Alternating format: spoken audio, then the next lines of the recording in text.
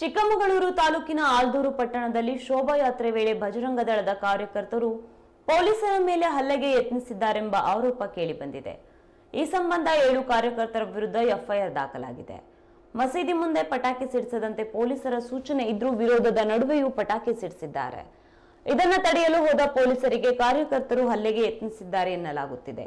ಈ ಹಿನ್ನೆಲೆಯಲ್ಲಿ ಹಲ್ಲೆಗೆ ಯತ್ನ ಮತ್ತು ಕರ್ತವ್ಯಕ್ಕೆ ಅಡ್ಡಿಪಡಿಸಿದ ಆರೋಪದಲ್ಲಿ 7 ಜನರ ಮೇಲೆ ಎಫ್ಐಆರ್ ದಾಖಲಿಸಲಾಗಿದೆ.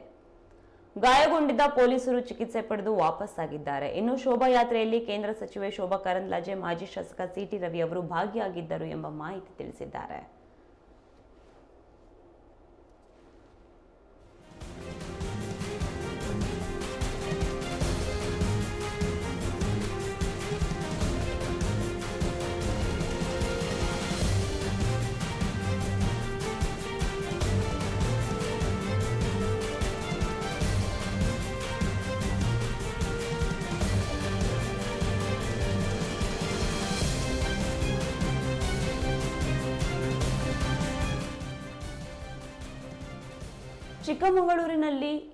ಚಿಕ್ಕಮಗಳೂರು ತಾಲೂಕಿನ ಆಲ್ದೂರು ಪಟ್ಟಣದಲ್ಲಿ ಶೋಭಾಯಾತ್ರೆ ವೇಳೆ ಬಜರಂಗ ದಳದ ಕಾರ್ಯಕರ್ತರು ಪೊಲೀಸರ ಮೇಲೆ ಹಲ್ಲೆಗೆ ಯತ್ನಿಸಿದ್ದಾರೆಂಬ ಆರೋಪ ಕೇಳಿಬಂದಿದೆ.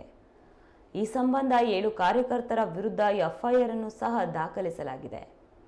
ಶೋಭಾಯಾತ್ರೆ ವೇಳೆ ಮಸೀದಿ ಮುಂದೆ ಪಟಾಕಿ ಸಿಡಿಸದಂತೆ ಪೊಲೀಸರ ಸೂಚನೆ ಇದ್ರೂ ಸಹ ವಿರೋಧದ ನಡುವೆಯೂ ಪಟಾಕಿ ಸಿಡಿಸಿದ್ದಾರೆ ಎಂದು ಹೇಳಲಾಗ್ತಾ ಇದ್ದು, ಇದನ್ನು ತಡೆಯಲು ಹೋದ ಪೊಲೀಸರಿಗೆ ಕಾರ್ಯಕರ್ತರು ಹಲ್ಲೆಗೆ ಯತ್ನಿಸಿದ್ದಾರೆ ಎನ್ನಲಾಗುತ್ತಿದೆ.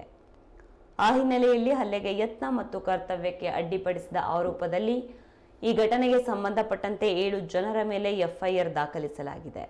ಇನ್ನು ಗಾಯಗೊಂಡಿದ್ದ ಪೊಲೀಸರು ಚಿಕಿತ್ಸೆ ಪಡೆದು ಮರಳಿ ಬಂದಿದ್ದಾರೆ. ಇನ್ನು ಈ ಶೋಭಾಯಾತ್ರೆಯಲ್ಲಿ ಕೇಂದ್ರ ಸಚಿವೆ ಶೋಭಾ ಕರಂದ್ಲಾಜೆ, ಮಾಜಿ ಶಾಸಕ ಸಿಟಿ ರವಿ ಅವರು ಭಾಗಿಯಾಗಿದ್ದರು ಎಂಬ ಮಾಹಿತಿ ತಿಳಿದು ಬಂದಿದೆ.